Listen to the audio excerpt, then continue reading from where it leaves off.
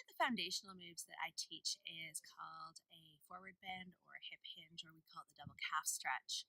It's a very simple move, but it's very challenging for a lot of people because you have to learn how to differentiate between movement at the spine and movement at the hips, which most of us have never done. So it's a basic move that's awesome to do as a lengthener of the backs of the legs. It helps improve your ability to walk with what's called posterior push-off, which is better for your body. It helps increase your awareness of the back of your body and the strength. It helps you stand better. It's super versatile as a single exercise. What's cool is it's a building block for other really awesome hip and pelvis-focused exercises as well.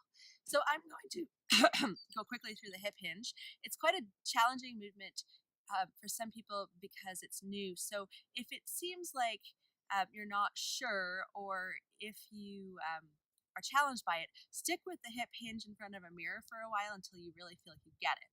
And then I'll show you the add-on that I really love.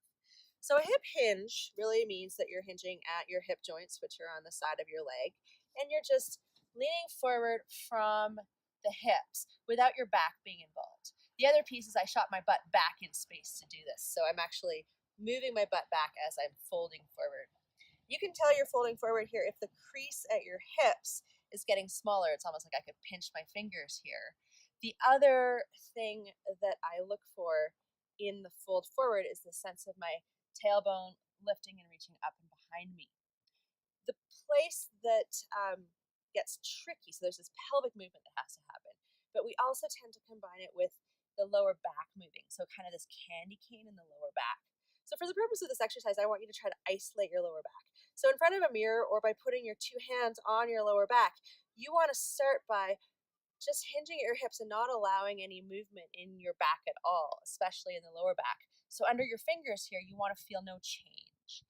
Visually, you want to see your standing back transfer into your forward bend back, as opposed to seeing forward bend and back change, where you start to maybe round out through the back rather than keeping what's called a neutral curve.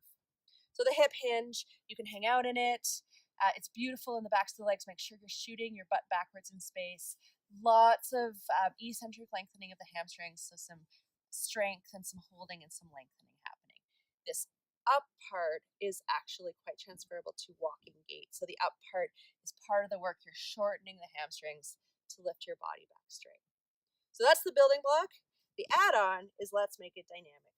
So you can maybe separate your feet a little bit here. You're going to hinge forward. That's already awesome. And then you could shift your hips to the side, shift your hips to the back. To the other side to side. Super nice. So that's dynamic one. This is one of my all-time favorite things to do as a break from sitting. But then you can take it even one step further. So you're in your forward bend, and now you're going to think about creating a circle with your hips and your pelvis. So you're going to actually come out of your forward bend and go all the way to the side, all the way in front. So you're actually pushing your pelvis forward to create some hip extension. Keep your knees straight. And then all the way to the side, as you circle to the side, you're going to come back down in your forward bend. Oh, so good. And you're going to do another one of those. So you've actually turned this into a controlled articular rotation of the pelvis, which means now you want to be starting to move like you're moving through thick, frozen maple syrup. So there's some effort here. Come right to the back again. You're in your hip hinge, and now you're going to reverse. So hips come to the side. Your body can straighten out as much as it needs to. So you come to the front. Try to keep your torso nice and solid here. No wiggling of the ribs. Pushing forward through your pubic bone. Up to the side. All the way back. This is really, really nice for while you're hiking. I don't know why, but there's something about it. It's very transportable for a start. You can do it when you're hiking. It also feels really good. So just show you quickly from the front, your forward bend, maybe widen your feet a bit, side, all the way to the front, all the way to the side, really feeling the outer edges of the range in your hips, all the way to the back. So good. And you can come back up using the backs of your legs. So that's kind of the way I would start to progress this simple hinge into a very dynamic and very transportable exercise. It'll give you tons of feedback in your legs. It'll really help you engage with your hips, and it will help you move better as you do your activities such as hiking, or really anything where you need the backs of your legs, which is frankly almost everything. Enjoy. Oh, if you want more of this, did you already stop it? Okay. So I really hope you enjoyed this tip.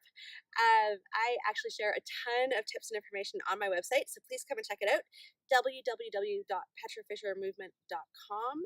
And I definitely look forward to seeing you there.